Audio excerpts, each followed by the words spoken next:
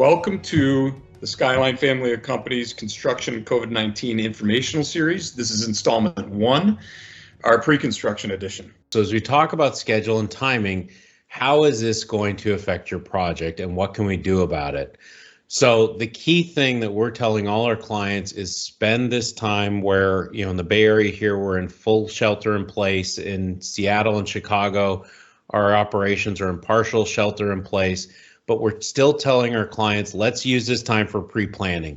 Let's talk about the materials we're looking at. Let's talk about the suppliers that we're looking into. Let's get the information, discuss as a team, go through it, make our decisions so that we can move the process along. While our field staff might be idled and we're not putting work in place in certain areas, our office staff is still fully functioning from home, processing submittals, processing orders, getting deposits placed, so that what we can do is we can be putting ourselves in production line so that when things reopen, we're not behind the 8 ball and behind the line of everyone else who used this time judiciously.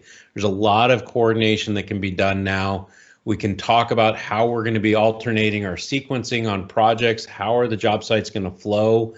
Either the ones that are reopening versus the ones that are going to start from scratch, because there will be implications, with health and safety as we move to these new job sites. Let's also look at shipping and delays. How are the product going to get here? Are we going to be air freighting stuff versus, sea freight? How is ground freight? Because as we all know, from all the orders that people are placing on a daily basis on Amazon, different things are being prioritized in the shipping chain, and how is that going to affect our projects as well? So it's key to get all of that figured out now based on what we know, so that we have a plan so that when it inevitably changes, we can react to those changes and adjust the plan. Yeah, and it's domestic. It's also the transatlantic, transpacific stuff.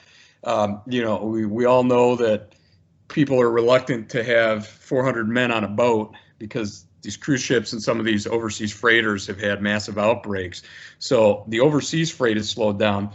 Air freight has also slowed down tremendously. And the reason being is that freight carriers rely tremendously on domestic passenger airlines and overseas passenger airlines to ship smaller items. So everybody knows the airline industry has pretty much ground to a halt. There are very few flights flying, a lot of passengers back and forth. All of the major carriers have frozen or stopped routes. And so that capacity just doesn't exist anymore to get products shipped on passenger airplanes.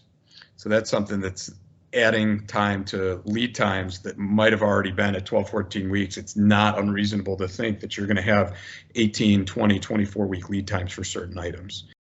It's not just our current projects that are being affected by this stuff, but I anticipate that we're going to be talking about social distancing and extended lead times for the next year or so.